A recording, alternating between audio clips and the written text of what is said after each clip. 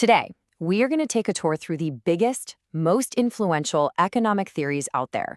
These are the powerful ideas that shape everything from government policy and big business decisions all the way down to what's in your wallet. All right, let's get into it.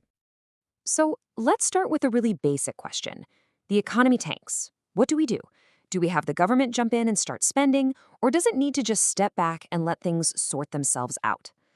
Well, your answer to that totally depends on which big economic idea you subscribe to. This one question really is the gateway to a debate that's been raging for over a century. Because that's really what this is all about. Not some settled science, but a fierce, ongoing battle of ideas. And these aren't just dusty old theories in a textbook.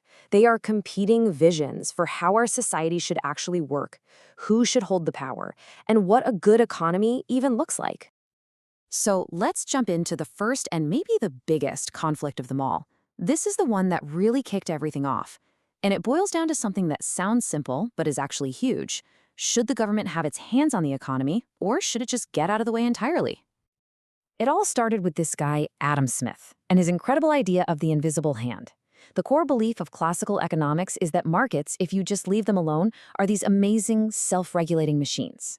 The crazy part is the idea that everyone chasing their own self-interest somehow, magically, ends up benefiting everybody. So the best thing a government can do? Just step back. And for more than 100 years, that idea was king. And then, this happened. The Great Depression wasn't just a little downturn. It was an absolute catastrophe. I mean, we're talking about a quarter of the entire population being out of work. The whole idea that markets would just self-correct started to seem not only wrong, but kind of cruel. The world was desperate for a new answer. And that's where John Maynard Keynes comes in. Just look at this slide. It's a complete 180. Keynes basically said, no, markets can absolutely fail, and they can get stuck in a really bad place. He argued the problem wasn't a lack of supply, it was a lack of demand. When people are too afraid to spend, he said, the government has to be the one to step in and spend for them, just to get the engine going again. This was the thinking that really shaped policies like the New Deal. But, of course, the story doesn't end there. For a few decades, Keynes was king. But by the time the 1970s rolled around, with both high inflation and high unemployment, a powerful counter-revolution started brewing. People came up with different tools and different targets for how to run an economy. And boom, enter Milton Friedman and the monetarists. Friedman came in with this massive counterpunch to Keynes. He argued that all this focus on government spending was just a distraction. For him, it all came down to one thing, and one thing only: controlling the supply of money. If you print too much money, he famously argued, you get inflation. End of story. Then another challenger steps into the ring with an idea that pretty much defined the 1980s: supply-side economics. This school of thought flips Keynes completely upside down. Instead of trying to boost demand by giving money to consumers, they said, no, you should cut taxes and regulations on the producers to boost supply. This was the intellectual core of Reaganomics, the idea being that if you help businesses grow, the benefits will eventually trickle down to everyone. And this next idea, this is what really completes the counterattack on Keynes. Public choice theory comes along and asks this, devastatingly simple question. Even if we agree the government should step in, can we actually trust it to do a good job? They argue that politicians are, at the end of the day, just people acting in their own self-interest. They're more likely to help out a special interest group to get reelected than to do what's best for the public, leading to what they call government failure. Okay, so that brings us to a more recent and honestly a much deeper debate. For centuries, economists argued about how the system works, right? How the machine is built. Now, they're arguing about the people inside that machine. Are we really the perfectly logical creatures that all the models assume we are? The big, mainstream idea, neoclassical economics, is built on this foundation of Homo economicus, the rational actor. You can basically picture a person who is a perfect calculator. They're always logical, they're never emotional, and they are laser-focused on getting the absolute best deal for themselves every single time. But, not everyone's on board with that. On one side, you have the Austrian school. They tend to defend the idea of rational choice, but they focus on real human action in the messy real world. And they really dislike all the abstract math. And on the other side, you have behavioral economics, which uses psychology to prove that our actual human behavior is often anything but rational. And the evidence they have is just wow. It's so compelling. Pioneers like Daniel Kahneman showed we have these built-in glitches.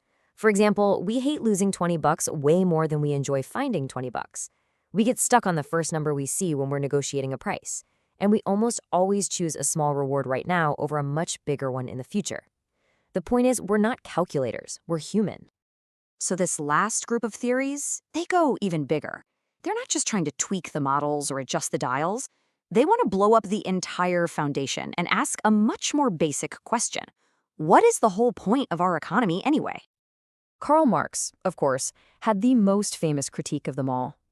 He argued that the whole capitalist system isn't really about creating efficient markets, it's about exploitation. He said that owners extract wealth from workers through something he called surplus value. So for Marx, the economy isn't some nice system of cooperation, it's a battlefield for class conflict.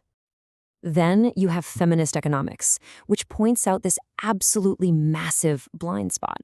I mean, all the official economic stuff we measure, like jobs and GDP, that's just the tip of the iceberg. Underneath all that is this giant, invisible economy of unpaid work. Childcare, cooking, taking care of elderly parents, work that's done disproportionately by women. It creates trillions of dollars in real value, but it's completely ignored by standard measures. This school asks a brilliant question.